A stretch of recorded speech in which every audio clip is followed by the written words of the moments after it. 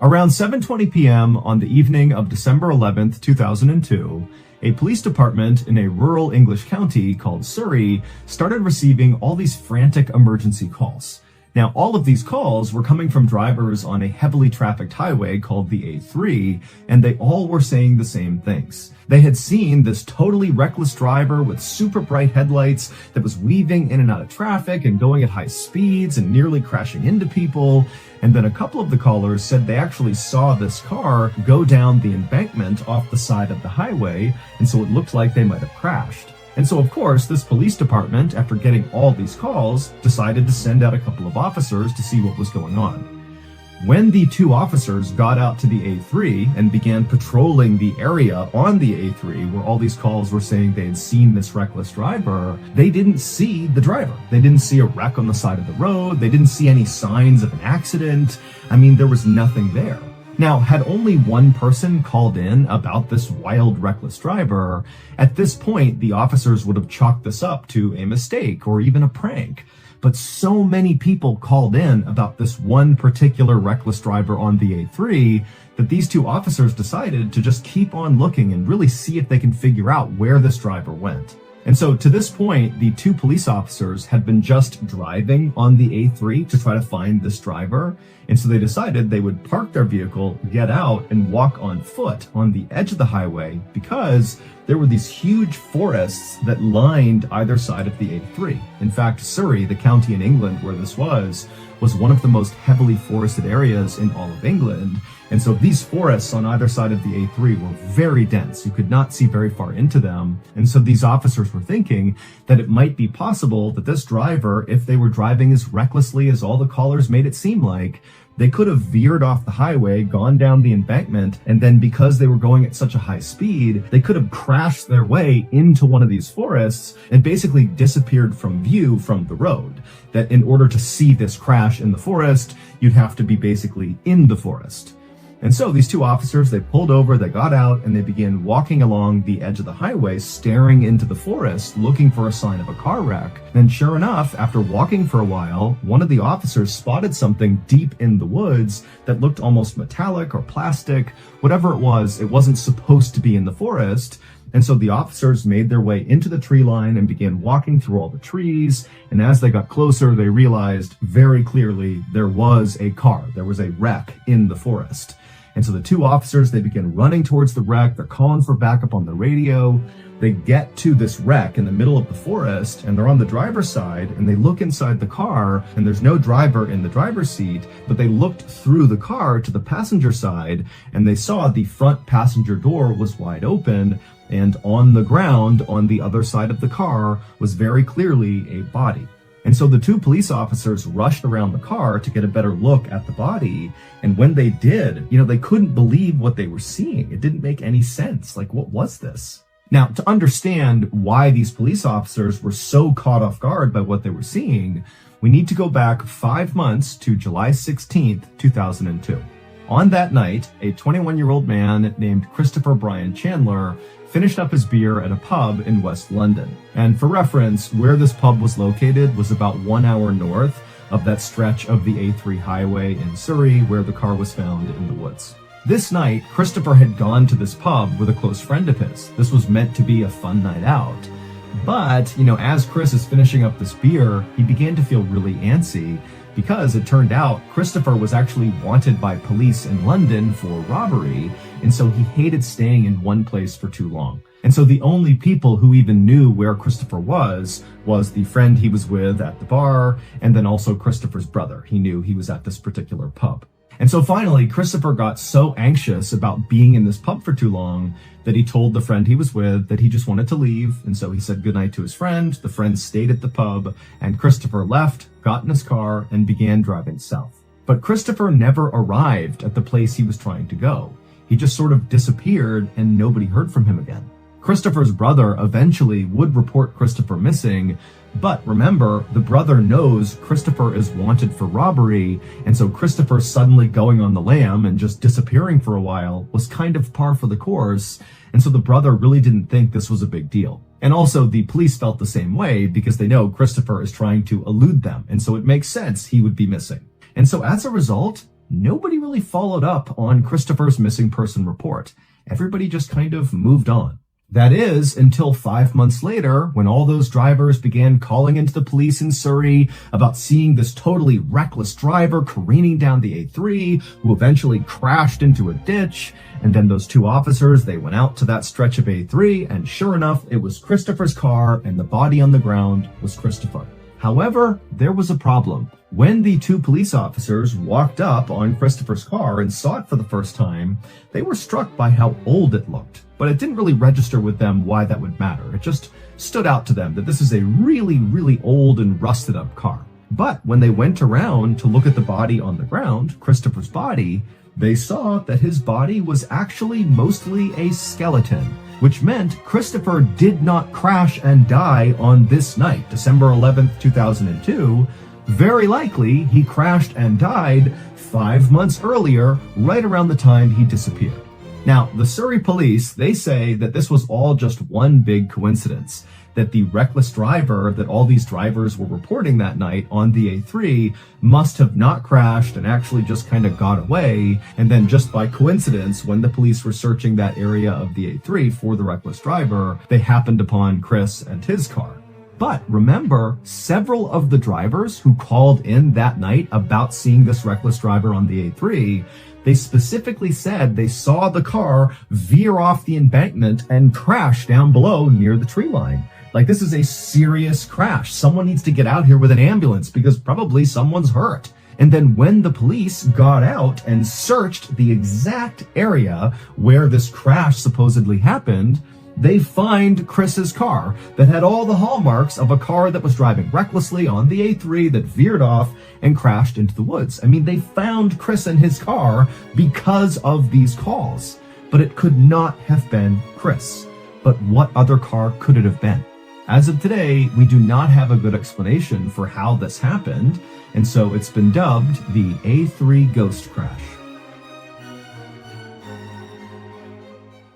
Well, we finally did it. I don't know if it was all the acid we poured into their contact lens solution, or if it was all the wild predators we released in their house, but somehow, some way, we killed the like button. And I know this because the ghost of the like button paid me an old sing-along a visit last night. And after slapping me right in the anti-tragus and then pouring fox urine in my eyes, the ghost of the like button said, "Listen here, Mr. Ballin, if you want to bring me back to life and keep up with your antics, you need to bring me one piece of brand new Mr. Ballin merchandise." And I said, "Are you kidding me? Of course! We just launched a brand new merch line called Ballin Basics on shopmrballin.com right in time for the holidays. Ballin Basics has all your Mr. Ballin essentials like a sick hoodie, a great crew neck, heck, there's even a special collector's item, the old Sigalong pin, and they're all numbered. There's only 500 of them, so get them while supplies last. So again, go to shopmrballin.com. Ballin Basics is live right now, so get your new merch, get your collector's item pin, old Sigalong. Meanwhile, I'll work on resurrecting the like button so we can continue to find fulfillment in our lives by slipping some mayonnaise in the like button's peanut butter and jelly sandwiches. Happy holidays, everybody. Go to shopmrballin.com.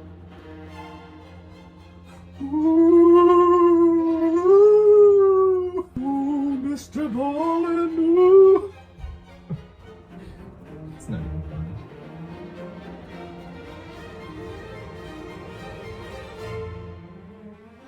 On the morning of August 2nd, 2017, two men sat together laughing inside of a bar in a tiny village in northern France. The men were named Lucien Perrault and Olivier Boudin, and even though there was a massive age difference between them, Lucien was 69 years old and Olivier was 38 years old, the two were totally inseparable, to the point where the people in the village referred to them as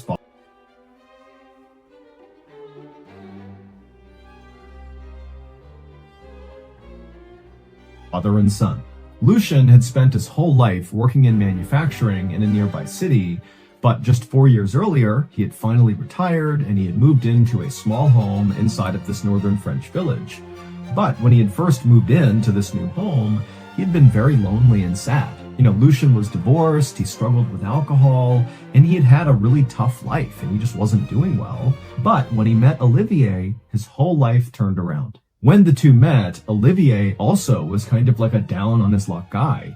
He was struggling with some health issues that made it hard to work, and so for years he had been bouncing between the nearby city and this village in northern France looking for work, somewhat unsuccessfully. And so when these two happened to connect, it's like they bonded over having kind of difficult lives. And for Lucien, what really mattered to him was Olivier, despite being so much younger than him, did not treat Lucien like he was this dried up, worthless old man. He treated Lucien like a peer. And so together, these two very unlikely best friends began kind of orchestrating their lives around the other. And before long, it was like their lives had all this new structure and routine and meaning to them, because again, the two men got to be together basically all day long. So on this particular morning, as Olivier and Lucien were together at this bar, they began talking about what they wanted to do that night. And they settled on having a barbecue at Lucien's house. Lucien would cook up some beef and they would sit out on his back garden patio and just spend the night together. It sounded like a wonderful plan. And in fact, the bartender would say that when Olivier and Lucien finally left the bar that day, that he recalled overhearing them being so excited about this particular barbecue. And so that evening, Olivier and Lucien arrived at Lucien's house and they went out to the back patio where Lucien had already draped a nice tablecloth over this small round table. It was a red and white checkered patterned tablecloth. And on this table was an open bottle of wine and some cheese and a baguette. And so Olivier, he sat down and began enjoying some wine and bread. And Lucien walked over to the grill and began cooking up the beef. Lucien had a neighbor. We're going to call her Marie because we don't actually know her real name. And Marie's second floor window overlooked Lucien's garden patio where the two men were having this cookout. And so that night, Marie did glance out and saw the two men kind of listening to music and goofing around. And she was used to them spending lots of time together. And she was also used to them staying up late at night. And so she figured, tonight's going to be another one of those nights where these guys are up late, having wine, celebrating, whatever. She was just going to shut the window and try to ignore the noise coming in and just let them do their thing. And so eventually Marie would do that. She would go to bed to the sound of music coming from next door and the sound of men talking. And then the next morning, when Marie got up around 6 a.m., she looked out that window again and frankly was not that shocked at what she saw. Lucien was still just sitting at the table, looking like he could be eating some bread or still drinking wine, and Olivier had clearly passed out on the ground. Now, Marie didn't judge. She knew these two liked to stay up late and drink and do stuff like this, and so she thought, you know what? None of my business. Then, at 9 a.m., so 3 hours after Marie had first woken up, she left her house to go to another neighbor's house to feed their chickens while they were away for the day. As she passed by Lucien's house, she glanced into his back garden patio, and she saw Lucien was still just sitting at the table, and Olivier was still passed out on the ground. It was like they hadn't moved for 3 hours. But again, Marie's thinking, none of my business. And so she just kept on going, went to her neighbor's house, and fed the chickens. But when Marie came back to her house 3 hours later, around noon, she looked again into Lucien's backyard, and she saw the two men still had not moved. Lucien is sitting at the table, and Olivier is laying on the ground. And suddenly Marie's thinking, wait a minute, the sun is high in the sky right now. These guys aren't moving. They're going to get heat stroke. We got to do something about this. And so she yelled out to Olivier and Lucien, but she got no response. And so Marie just walked into Lucien's backyard. And as she got closer and closer to the two men, she realized that they were not moving at all. Like they were not breathing. Something was horribly wrong here. And so Marie, she just turned and ran to another neighbor's house. She told them what was going on, and they got these big pots of water, and they ran back and doused Olivier and Lucien with water, trying to get them to snap out of their drunken stupor. But the two men did not move at all when the water hit them. Clearly, they were dead. The next day, the local prosecutor announced there was going to be an investigation into the two men's deaths, which were being classified as criminal acts. And the prosecutor also said that it seemed like Lucien and Olivier died at the same time, and so most likely this was either a double homicide or a murder-suicide, and the primary theory as to what killed the two men was poison put in their food. And so police sent off the canned beans the two men were eating to this institution in Paris to test it for something called botulism, which is a deadly toxin that will grow inside of canned foods, but it came back negative. And then also police sent off the rest of the food the two men were eating to various other laboratories to be tested for poisons. And again, all of it came back negative. There was nothing that the police could detect in any of the food they ate. And so police were kind of confused for a minute, but then the autopsies came back for Olivier and Lucien, and everything changed. Lucien and Olivier were not murdered. This was not a murder-suicide. They didn't die from botulism or from some poison in their food. They died because of a set of very particular circumstances. Both Lucien and Olivier suffered from non-fatal minor medical issues.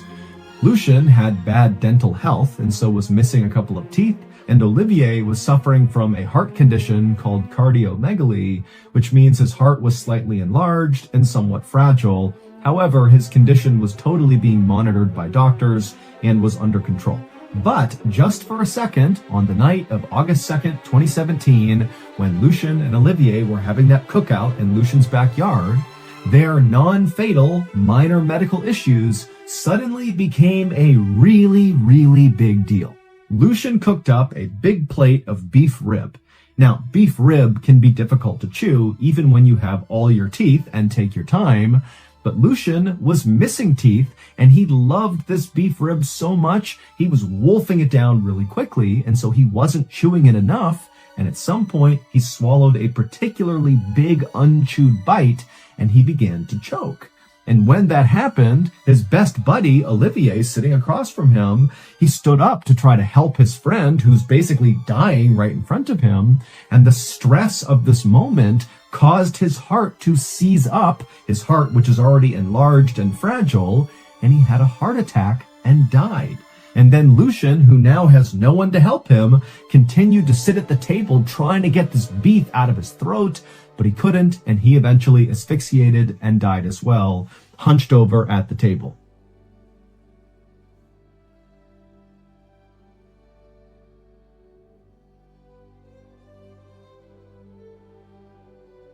A little after 7 a.m. on the morning of April 15th, 2007, three men launched a 35-foot white catamaran called the Caz 2 from a marina in northeastern Australia, kicking off what was supposed to be the trip of a lifetime. The captain of the Caz 2 was 56-year-old Des Batten, and for months he'd been training for this trip. And the two friends that Des was bringing with him on this trip were Jim Tunstead, who was 63 years old, and Jim's brother, Peter Tunstead, who was 69 years old. All three of the men had spent a lot of time plotting their actual course they'd be going on, which was from this marina on the northeastern side of Australia, up and around the north side, and then down the western coast to Perth, which was their final destination, and where all three men lived. In total, this trip was supposed to take 8 weeks, and all three men were absolutely giddy with excitement at the prospect of spending an entire 2 months basically just drinking beers and fishing. Now, Des, Jim, and Peter were not the types to blow off responsibility to go party. I mean, they were devoted family men. All of them had been married for 30 plus years.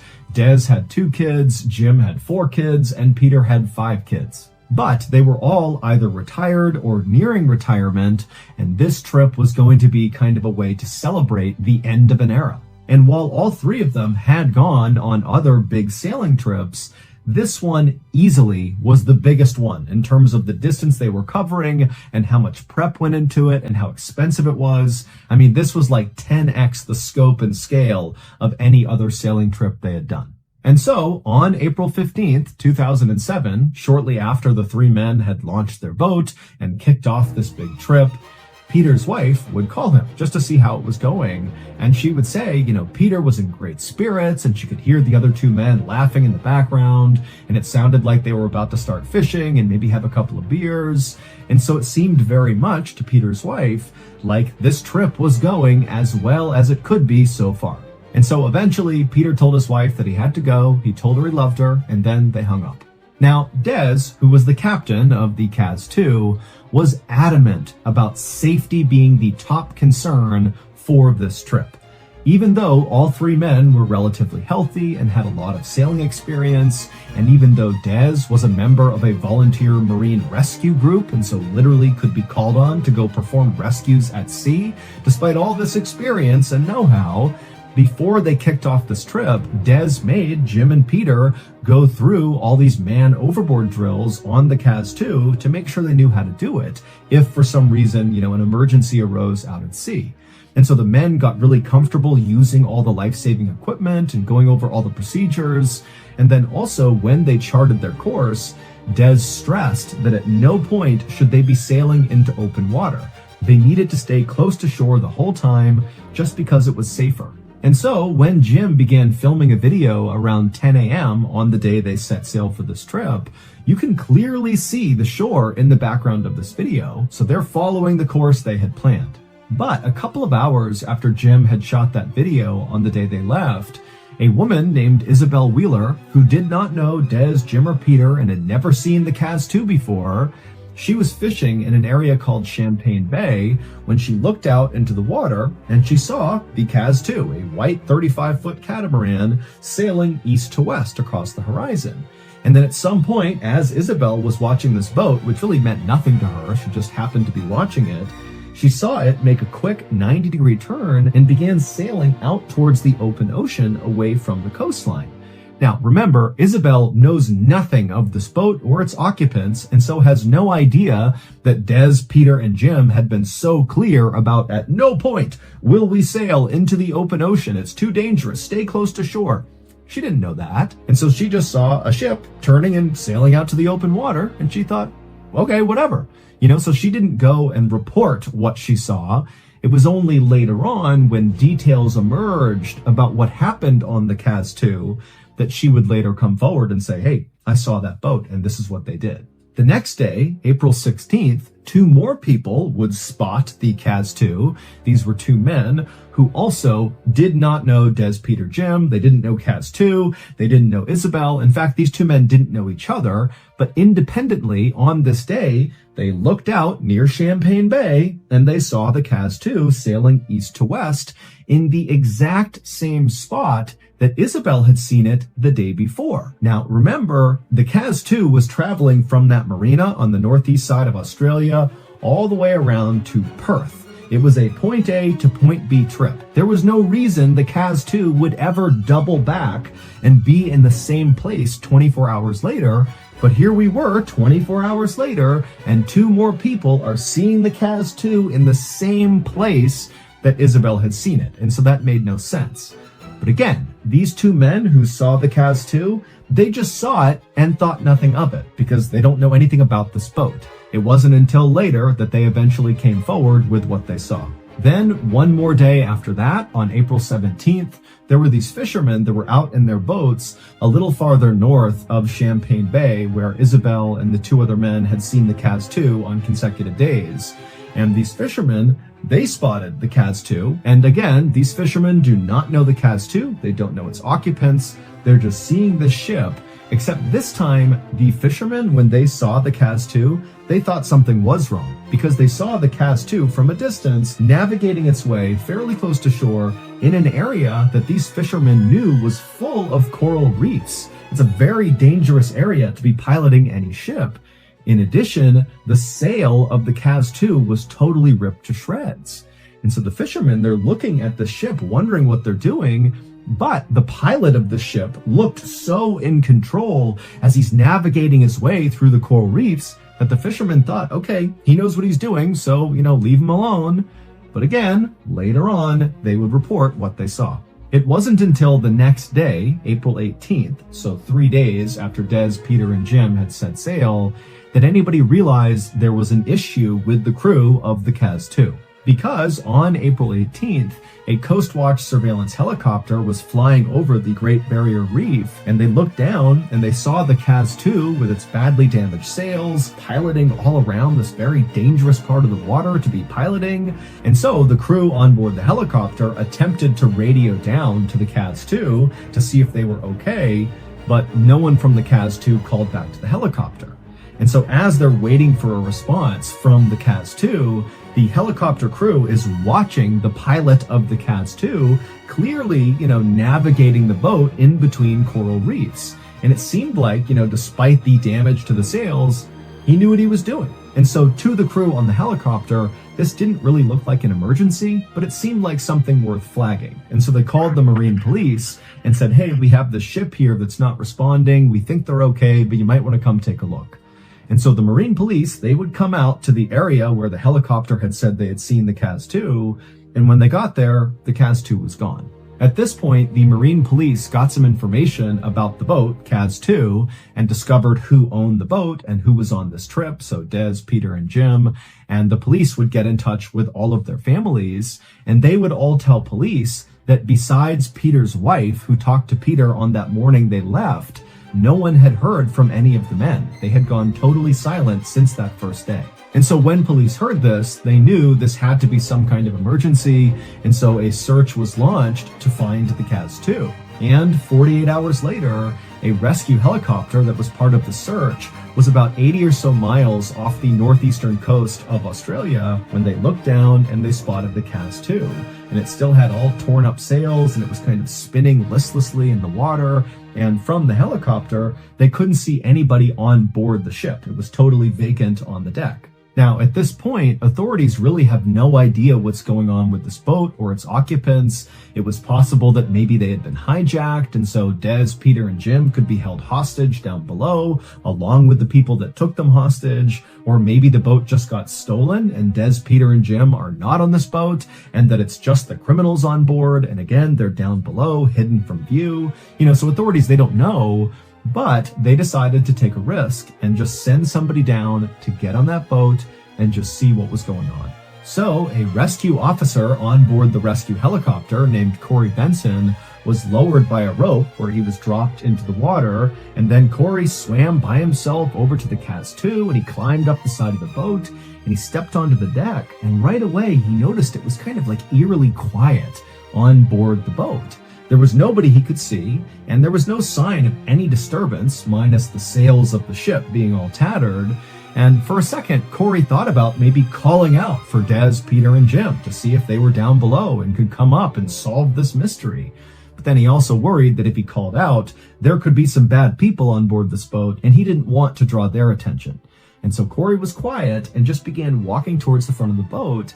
And as he did, he began to notice signs that people must have recently been on board this boat doing normal things. Like, for example, there was a fishing rod that was cast out into the water that was anchored to a post on the side of the boat that looked like it had just been operated minutes ago. There was a blue mug of coffee that was just sitting on a table that looked like maybe someone had been drinking from it recently. There was a neatly folded t-shirt on another chair with a set of glasses on them. I mean, there was just all these kind of tells that this was a boat that was being used recently. And when Corey actually got to the front of the boat where the captain would stand, he saw the engine was actually still on. It was idling. And so Corey turned it off. Now, at this point, Corey knew his next step was going down the stairs and opening up the door that led into the cabin down below to see if Des, Peter, and Jim were down there. But he also knew when he went down there, despite there being backup up in the helicopter and more people making their way out here, Corey would be all alone if there were criminals or bad people down there. But this was his job. And so after taking a deep breath, he turned and walked down the few steps, and he got to the door that led to the cabin. He grabbed the handle and he opened it up. And the room he was walking into was kind of like a half living room, half kitchen area. And he saw there was this table, and on it was a newspaper that was dated April 15th, so the day the CAS set sail. And then on the wall behind the newspaper was a calendar where days had been marked off all the way through April 14th. April 15th was not marked off. But also nearby on a table was a computer that was still plugged in and on and looked very much like someone had just been using it. And also there were plates of food that were out that didn't look that old, that also seemed like people must have just been eating from them. And then also Corey could see past this common area into the bedroom, and very obviously the bunks inside of there had been slept in. And so basically everything seemed like it was where it should be. There was just one problem. Des, Peter, and Jim were not on this ship. There was no sign of where they were. They were just gone. And there was nobody else on board the ship. It was just completely abandoned with no sign of what happened. Des, Jim, and Peter were never found. And so we have no idea what actually happened to them. Nor do we have any idea why they were seen by Isabel and the two men and the fishermen doing all these weird things, like randomly piloting out towards open water, which totally went against their plan, which was stay close to shore, be safe. Or, why on that second day they were seen in the same spot near Champagne Bay, indicating they had doubled back after going towards open water. That went against their plan, which was point A to point B. Why are they doubling back around? And so unfortunately, this whole thing is just one big mystery that has yet to be solved.